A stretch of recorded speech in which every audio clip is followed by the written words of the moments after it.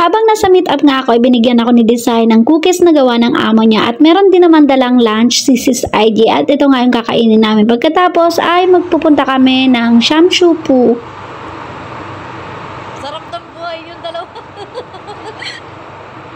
Dahil wala naman kami nakaplanong gala, ay pupunta na nga lang kami dito sa Shamshupu at mag-iikot-ikot kami. Titingin kami ng pwedeng ipampasalubong kasi next month ay magpapapackage nga ako. Oo, tunay ngang magastos ang magpapapackage pero ayun kasi ang kasiyahan ng mga anak ko. At syempre, kung masaya sila, ay mas masaya ako. Ang dami nga rin pala binibenta dito ng mga murang cellphone at mga second hand lang siya. Pero na, ang mumura talaga, meron pang 1,000 at lagpas 1,000.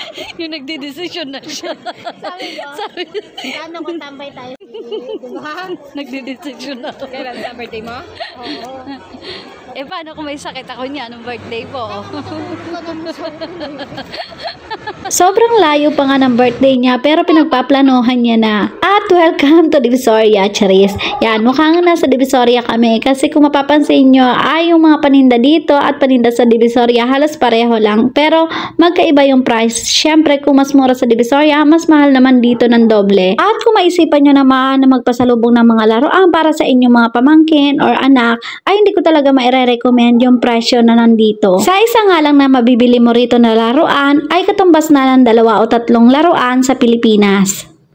At dahil naman napagod kami sa pag-ikot-ikot kasi hindi namin makita yung bilihan ng mga murang chocolate, ay nagturo muna ako dito sa hindi ko talaga bet yung mga street food nila kasi natikman ko na yan isa-isa. Kaya lang, gutom na ako at yung lunch namin ay bitin talaga. At eto nga yung napili ko kasi gusto ko yung siomai, pero hindi ko talaga bet yung lasa. Nasa 140 pesos nga pala yun. O pagkatapos naman namin kumain, ay hinanap na nga namin ulit yung bilihan ng mga chocolate at kanina pa pala kami nandito. At nasa tapat na namin yung bilihan ng chocolate pero nakapag-ikot-ikot pa kami kung saan-saan.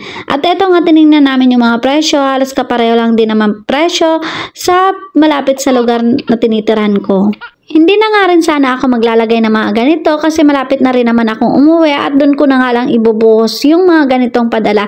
Kaya lang ang baduy naman ng aking package kung wala naman lamang chocolate, syempre mag-o-open sila na walang kalaman-laman na chocolate. Kaya kahit tig-isa lang naman ay pwede na. Tapos hati-hati na lang sila, isang kagat sa ganito, isang kagat sa ganito. Tig-isa silang kagat para matagal-tagal maubos hanggang sa pag-uwi ko, Charis.